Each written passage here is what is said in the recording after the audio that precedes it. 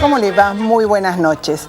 ¿Y de qué hablamos estos últimos días? Bueno, de Wikileaks hasta tuvimos que un poco aprender, la mayoría, de qué se trataba este sitio, ¿no? Y digo, hablamos de esto justamente por la filtración. Yo no sé si denominarlos documentos, porque los documentos que realizan, obviamente, no estoy hablando del tema internacional, estoy hablando de lo que todos conocemos a través de los periódicos, lo que se sabe que el Departamento de Estado de los Estados Unidos habría solicitado a las distintas embajadas ubicadas en los distintos países acerca de líderes políticos y líderes sociales que están en cada uno de esos países. Y decía yo que no sé si denominarlos exactamente documentos. Y le voy a contar por qué. Alguna vez alguien me explicó que cuando los servicios trabajan son de básicamente dos categorías: servicios de información y servicios de inteligencia. Los servicios de información no exactamente, obviamente, llevan una identificación cuando van por la calle que dicen es servicio de información, sino que son distintos actores sociales que trabajan y cobran en distintos estamentos, que pueden ser la embajada o la embajada de cualquier país, no solamente de Estados Unidos, que le dan la información sin procesar a aquel al que tienen que remitírsela, que viene a ser su jefe inmediato superior.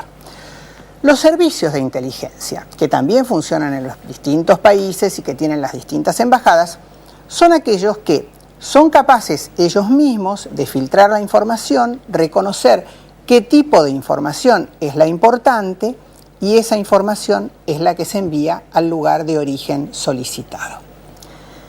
La cantidad de mails, documentos como se los llama, e informaciones que han aparecido en periódicos como el diario El País, el contenido particularmente de esa información, hace pensar que no son documentos de inteligencia. Digo esto en tanto y en cuanto algunas de las personas que allí han sido mencionadas, algunos de ellos que son integrantes del Ejecutivo, algunos que han sido integrantes del Ejecutivo, en realidad, cuando uno lee el contenido de esa información, a veces están más preocupados en poder describir o determinar cuál es el lugar en donde viven. Por ejemplo, el caso del doctor Aníbal Fernández, si vive realmente en Puerto Madero o si vive en Quilmes, y si tuvo algún tipo de vinculación con alguna empresa de computación japonesa o no, que realmente en entrecruzar datos que permitan generar una información de inteligencia. Por eso, yo le diría que no solamente a mí, esto yo lo he conversado con algunos otros colegas, uno tiene la sensación de que no aparece toda esta situación como tan prístina, como tan clara, como tan directa, como que un sitio de pronto consigue a través de un soldado filtrar una cantidad de información que la Secretaría de Estado y la misma Secretaría de Estado, Hillary Clinton, reconocen que en algún momento se ha filtrado. Porque hoy ya estamos sabiendo a través de algunos comunicados de prensa, por ejemplo de la Embajada de Estados Unidos en nuestro país, a través de su secretaria de prensa, que reconoce que algunas de esas filtraciones no han sido firmadas por la embajadora Martínez, o sea, no han sido demandadas ni enviadas a Estados Unidos por ella, sino que podía haber sido por algunos, en todo caso, estamentos de la embajada. Por eso me parece que hay ciertos temas que cuando son de tamaña magnitud merecen, y creo que lo estamos haciendo entre todos, la reflexión necesaria como para poder ir desgranándolos. Porque en realidad el mundo de hoy sí tiene enemigos importantes. Tiene enemigos importantes como por ejemplo aquellos que pueden manipular todo lo que tiene que ver con lo atómico, porque usted sabe que no es lo mismo una guerra que yo le pueda contar del siglo pasado, del principio del siglo pasado, lo que se podría generar hoy en una coalición a lo mejor de las dos Coreas.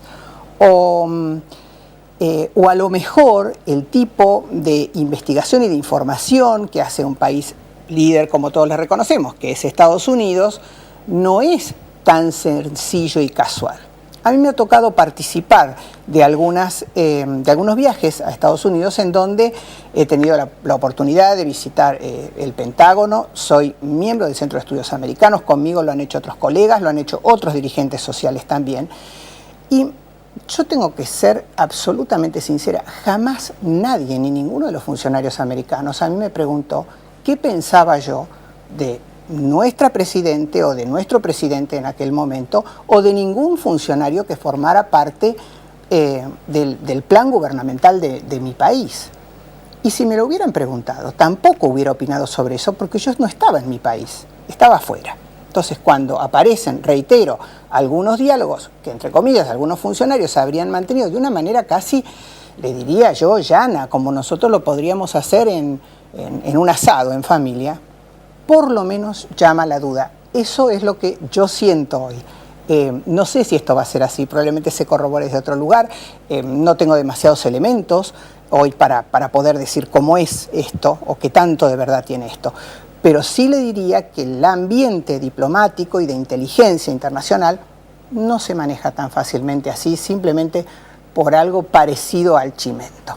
Bueno, hoy nos va a visitar el doctor Jorge Castro, usted sabe que es analista político internacional, con él vamos a conversar todo este tema, y también un economista que es muy interesante, que seguramente usted tuvo la oportunidad de leerlo en uno de los periódicos de mayor tirada económica, diría yo, como es Ámbito, que es el licenciado Jorge Seabra Serrate.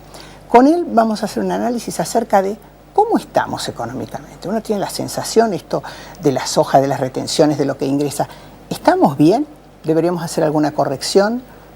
¿Habrá algo de lo que después quizás nos tendríamos que lamentar y que no le estamos poniendo la atención necesaria? Bueno, de todo esto vamos a hablar después de la apertura.